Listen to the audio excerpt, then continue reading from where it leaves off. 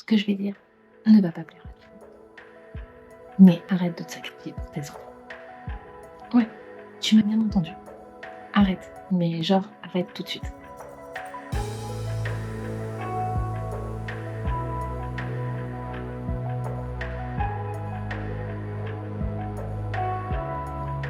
On nous a tellement appris à nous sacrifier, à nous oublier pour nos enfants, que ce soit dans les films, les séries, qu'on pense que cela est juste, nécessaire.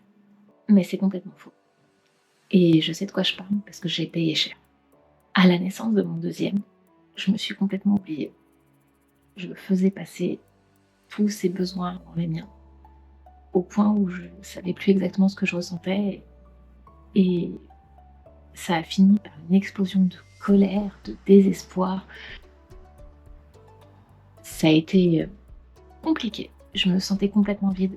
Et c'est pas normal de finir chaque journée un peu plus épuisée, au bord du gouffre, de se sentir à bout. Une fois de temps en temps, je veux bien, ça arrive à tout le monde. Mais quand c'est tous les soirs, en permanence, jour après jour, il y a un gros problème. Ce n'est pas normal d'en arriver à ce moment-là, à chaque jour se sentir à bout, frustré, épuisé et de se dire qu'on n'en a pas fait assez. Et pourtant, on en fait assez. Le jour où j'ai compris que je n'avais pas à m'oublier en tant que femme, ça a été une vraie respiration. Je te l'assure, je me suis sentie tellement mieux. Et au contraire, je me suis même rendu compte qu'en prenant soin de moi, j'avais plus de force, plus d'énergie. Je me sentais bien mieux et que je m'occupais encore mieux de mes enfants à ce moment-là. Car j'en avais un grand qui avait 11 ans au moment de la naissance de son petit frère. Et aujourd'hui, j'ai 2 autres enfants qui ont 3 ans et 4 mois. Je me suis rendu compte d'un truc hyper important. Mes enfants n'ont pas besoin d'une mère parfaite. Ouais, tu m'as bien entendu. Ils n'ont pas besoin de cette mère que l'on voit dans les séries télé qui se sacrifie, qui donne tout pour ses enfants, au point de ne plus avoir de vie. Non. Et c'est encore moins l'exemple que j'ai envie de leur donner. Au fur et à mesure, j'ai posé mes limites. J'ai appris à dire quelque chose, même à mes enfants, que je ne pensais pas être capable de dire. J'ai dit non. Non, je ne suis pas disponible maintenant. Non, va voir papa, s'il te plaît.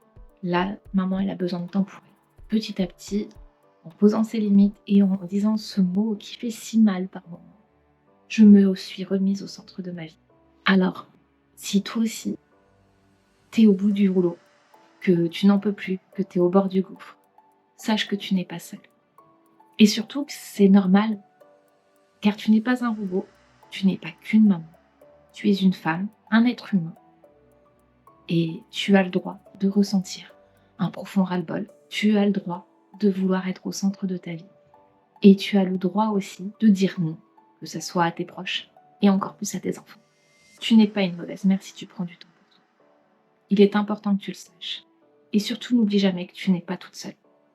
Il y a d'autres mamans qui, comme toi, sont épuisées, qui, comme toi, se demandent si ça vaut le coup d'être toujours là, H24 présent pour ses enfants. Et même si on a envie d'être le super-héros de nos enfants, ce n'est pas tous les jours possible. Si tu ne me connais pas, moi c'est Joëlle. Je suis maman de 4 enfants et je n'ai pas honte de dire qu'après la naissance de mon deuxième fils, j'ai fait une dépression postpartum qu'on appelle communément un burn-out, même si mon cas était un peu particulier. Et après ça, j'ai décidé de reprendre ma vie en main, de reprendre le pouvoir sur celle-ci. Et maintenant, j'aimerais accompagner les mamans pour qu'elles aussi puissent reprendre le pouvoir sur leur vie.